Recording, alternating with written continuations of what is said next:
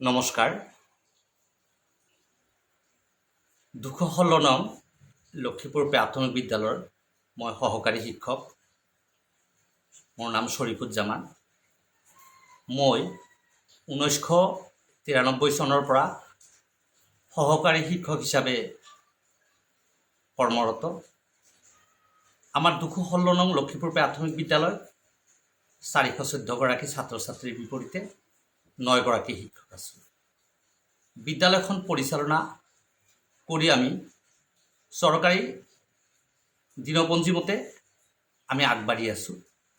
বিভাগীয় নিৰ্দেশনা মতে অহা নিৰ্দেশ আমি আখৰে আখৰে পালন কৰোঁ। বিদ্যালয় পৰিচালনা কৰাৰ বাবে পৰিচালনা সমিতিৰ নিৰ্দেশ মানি চলাই নহয়, শিক্ষক শিক্ষয়িত্ৰী, অভিভাৱক তথা বিদ্যালয় পৰিচালনা সমিতি মাতৃগোটৰ দিহা পৰামৰ্শ অনুযায়ী বিদ্যালয়খন আমি পৰিচালনা কৰোঁ।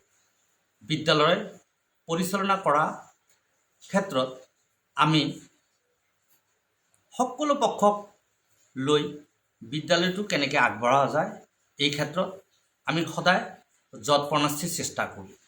আৰু এই ক্ষেত্ৰত আমি নিয়মীয়া পাঠদানৰ জৰিয়তে যথেষ্ট গুৰুত্ব আৰোপ কৰোঁ। ইয়াৰোপৰি শৈক্ষিকভাৱে আমাৰ নতুন সংযোজনত এখন পৃথিৱী এখন ঘৰ কাৰ্যসূচীৰ অন্তৰ্গত খেলো ভাৰত, ফুলে ভাৰত, পঢ়ে ভাৰত, বাঢ়ে ভাৰত, এক ভাৰত, শ্ৰেষ্ঠ ভাৰত, যুৱ আৰু পাৰিপাৰ্শ্বিক ক্ষেত্ৰত তথা প্ৰাথমিক শিক্ষাৰ ক্ষেত্ৰত আমি যথেষ্ট গুৰুত্ব প্ৰদান কৰি আহিছোঁ। আৰু সেই অনুসৰি বিভিন্ন কাৰ্যসূচী আমি গ্ৰহণ কৰি আহিছোঁ। আৰু পাঠদানত আমি শিক্ষণ সামগ্ৰীৰ প্ৰদানে পাঠদান কৰি আছোঁ। ছাত্ৰ ছাত্ৰীসকলক আমি শৈক্ষিক পাঠদানৰ উপৰিও যি সহবিদ্যায়তনিক পাঠ্যক্ৰম আছে সেয়া প্ৰদান কৰাৰ বাবে আমি যথেষ্টখিনি গুৰুত্ব আৰোপ কৰা হয়। বিদ্যালয়খনত মধ্যাহ্ন ভোজন আঁচনি নিয়মিতভাৱে পৰিচালনা কৰা হয়। বিদ্যালয়ত মই জ্যেষ্ঠ সহকাৰী শিক্ষক হিচাপে নিয়মানুৱৰ্তিতা আৰু সেৱা হিচাপে লৈ নিষ্ঠাৰে দায়িত্ব পালন কৰি আহিছোঁ।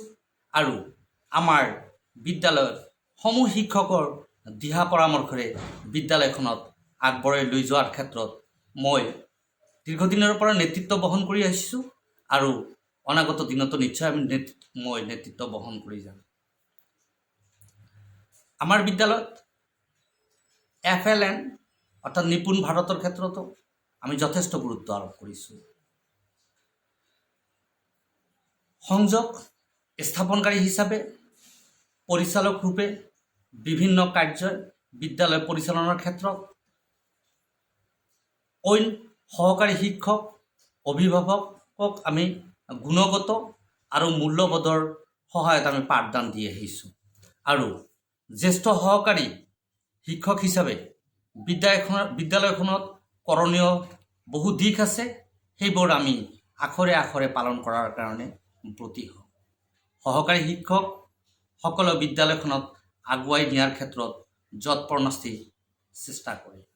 আমি এই ক্ষেত্ৰত বিদ্যালয়খন আগবঢ়াই লৈ যোৱাৰ ক্ষেত্ৰত আমি ২০১৭ চনত আমাৰ বিদ্যালয়খন অসমৰ ভিতৰত শ্ৰেষ্ঠ বিদ্যালয় হিচাপে গুণোৎসৱত A+ অধিকাৰ কৰিবলৈ আমি সক্ষম হৈছিলোঁ।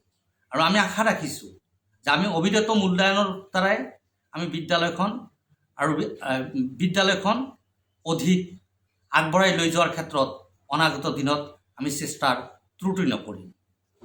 আমি আমাৰ বিদ্যালয়খনৰ জৰিয়তে আমি ভাৰত স্বাধীনতাৰ পিছতেই আমি ৰাষ্ট্ৰপতি পুৰস্কাৰৰ লগতে বিভিন্ন দিশত পাৰদৰ্শিতা অৱলম্বন কৰিছোঁ। আৰু ময়ো সেৱাৰ মনোবৃত্তিৰে দায়িত্ব আৰু দায়বদ্ধতাক আখৰে আখৰে পালন কৰাৰ কাৰণে মই খণ্ড পৰ্যায়ত কৃতি শিক্ষকৰ বঁটা লাভ কৰিছোঁ আৰু জিলা ভিত্তিকত মই বঁটা লাভ কৰিবলৈ সক্ষম হৈছোঁ। লগতে আমাৰ বিদ্যালয়ত অৱসৰ লোৱা বহু শিক্ষকক তেখেতে মই আদৰ্শ হিচাপে লৈ বিদ্যালয়খনত আগবঢ়াই লৈ যোৱাৰ ক্ষেত্ৰত আমি সহকাৰী শিক্ষক হিচাপে তেখেতসকলৰ নীতি আৰু আদৰ্শক মানি লৈ পেলাই আমি বিদ্যালয়খন এখন আদৰ্শ বিদ্যালয় হিচাপে গঢ়ি তুলিবলৈ যৎপৰোনাস্তি মই চেষ্টা ত্ৰুটি কৰা নাই আৰু আগলৈও নিশ্চয় চেষ্টা ত্ৰুটি নকৰিম বুলি নিয়মিততাত আমি ছাত্ৰৰ শৈক্ষিক গুণগত মান উন্নত কৰি আদৰ্শ বিদ্যালয় কৰাৰ চেষ্টা কৰিম। ধন্যবাদ, নমস্কাৰ।